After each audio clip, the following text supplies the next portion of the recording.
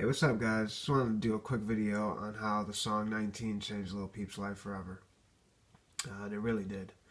I just want to let you guys know I don't get any money from these videos or anything like that. I like to do these uploads because I think Peep was a fascinating artist and he doesn't get a lot of coverage. Like, no one really ever talks about him. The only time his name's brought up is like when people are trying to get clout or some shit. But yeah, I do this for myself and for you guys and for Peep. So I hope you guys enjoy it. For today, it's kind of like a little special video I wanted to do. So if it runs a little lengthy, it's not for money or anything like that. I don't get money. It's just because I try to explain everything in the amount of time I have to do it. Um, so let's begin. How this song, 19 off Crybaby, changed Little Peep's life forever. Because it literally did. It's a pretty amazing story. Around 2013, Peep moved out to LA, and at this point, he's starving.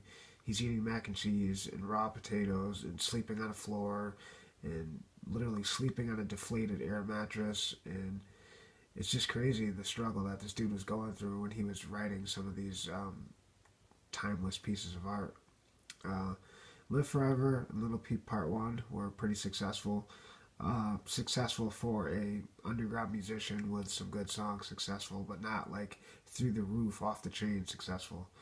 But things were about to be. So around mid 2015, Little Peep wraps up the sessions for Crybaby and he uploads it, and it's doing fairly well on the SoundCloud. It's streaming about 4,000, 6,000 streams. But the minute 19 was uploaded, it went from 4,000 streams to 422,000 streams in a matter of 48 hours. That's completely amazing. That speaks volumes. That doesn't happen too often. At this point, a guy by the name of Travis Mills, a radio DJ, actually heard about the song, and a lot of people were talking about it, so he went and checked it out, and he thought it was awesome. He thought it was hot. He thought it was fire, and he actually recommended Sarah Stennett, one of his personal friends, who is an artist and development manager who works at First Access Entertainment. She's like an artist manager. He actually turned her on to Lil Peep. He said, "You need to check out this dude, Lil Peep. He's unsigned. His music is fire. He's got the song 19, and it's a banger." So she went and gave it the benefit of the doubt. She went, pulled her laptop out, and pulled up Peep's SoundCloud. And lo and behold, there's a picture of Peep with pink hair, and there is the song 19. So she clicks play, and within 36 seconds, she is completely captivated. She said she was in a trance. She said she thought that she was witnessing literally like a superstar being born as she was watching it. So she was so excited to meet Lil Peep and assign him to a management deal. And she could not wait to start an adventure with him. She really believed in this kid, and she thought that he would be a breakthrough artist and a superstar literally overnight. She actually compared him to Kurt Cobain in some sense of the word. She thought that he was just a spokesperson for disconnected youth. So at this point, she actually buys herself a plane ticket and goes to LA, and she's determined to find him. So they end up meeting up, and Peep is very excited at this point, and he thinks that things are actually starting to come around for him. He's actually might make it in the music industry after all. He might get a record deal, and that's exactly what ends up happening. Sarah Stennett actually brings Lil Peep's Crybaby mixtape to Rob Cavallo, who's an engineer, and I think he engineers for Columbia, but this guy's got a crazy resume. I mean, this guy's worked with Black Sabbath, Alanis Morissette, Dave Matthews Band, fucking Shinedown, Linkin Park, Green Day, even Eric Clapton. This guy did the soundboard for Eric Clapton. I mean, it's crazy the credits he has. But yeah, he heard Lil Peep's Crybaby, and he thought it was amazing. So after that, Peep was brought up to Columbia. They signed him to a deal, and First Access would manage him on the road. So at this point, Crybaby's doing insane numbers, and Peep has residuals coming in. And it's funny because at this point, Spotify did not know which category to upload Lil Peep in. So believe it or not, Lil Peep is the first artist to have a billion-dollar company confused on what to do with the product. It's true, I'm not making this up. Spotify actually did not know which category to put Peep's music in when they were putting him on the site. I thought that was pretty interesting. They didn't know if it was alternative rock or if it was rap. But that just testament to the originality Peep possessed. It was amazing. Speaks volumes.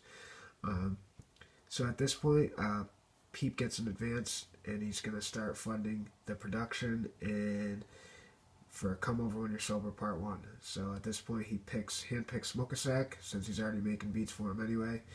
And so with Smokeasac doing the beats and Peep writing and Rob Cavallo doing the soundboard, it's no wonder why Come Over When You're Sober Part 1 is a fucking masterpiece. It's like a greatest hits album. I love that album. I don't know what Fandana was thinking when he did that review. That fucking cocksucking douchebag prick thought it was like trash. I don't get it. What the fuck is wrong? I don't know what he listens to, but that album is fucking fire. It's like a perfect rock. It's like a perfect album. Whether you listen to rock or rap, Come Over When You're Sober Part 1 is like flawless. It really is like a greatest hits album, guys, like if you think about it. But yeah, at this point, I mean, it's crazy what's happening in Peep's career. He literally is now a star overnight. He's booked on worldwide tours. He's booked in Europe. He's booked in Germany. He's got sold out shows in London. Crybaby's still selling on SoundCloud. And Come Over When You're Sober debuts and starts selling on Spotify. He's doing crazy views on YouTube. I mean, Peep is literally has residuals just coming at him from every angle. So money is flowing in at this point. And he still has his money from Columbia and his management deal. So Peep's doing very good for himself at this point. I think that's where a little friction comes in with Lil Tracy. And I think Lil Tracy wanted all that stuff too. But Lil Peep just happened to break through a little quicker.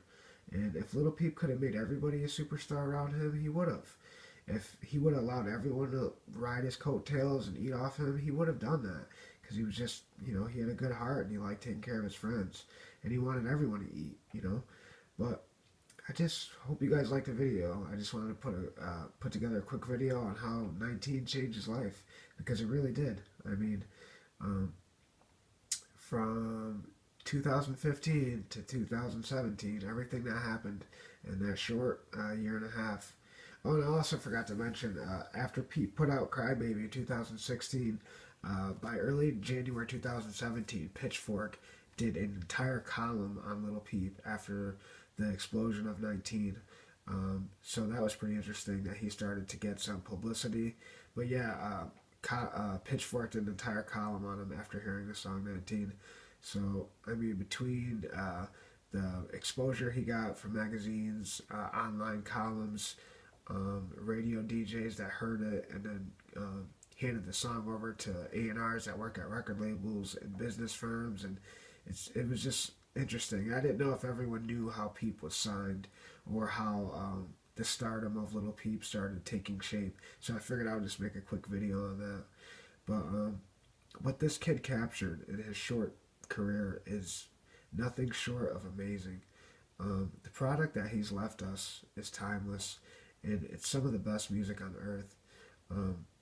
Lil Peep is a fascinating character. He's a guy I find that if you listen to a Lil Peep song and you like it, you instantly will become latched on. You either love him or you hate him, but he's very interesting, he's very fascinating, and I think his potential was endless. I think Goth Angel Center was the rebirth of Lil Peep, and I was very anxious to see what kind of record we would have got next after that. I also think Spotlight is a defining moment in Peep's career. Spotlight is one of the best songs I think he's ever recorded, and if you actually really listen to that song, it just shows how fucking great this kid was at being inside a recording studio, wearing a pair of headphones and just screaming at the mic and letting it all go. He was one of those artists who really, really was good at purging at that inner pain and angst inside of him, and he really had an extreme talent for connecting with disconnected young people, and that's very rare in today's music, or in music in general. It's very hard and it's very rare to find a spokesperson for a generation. And for this generation, it was hands down Lil Peep.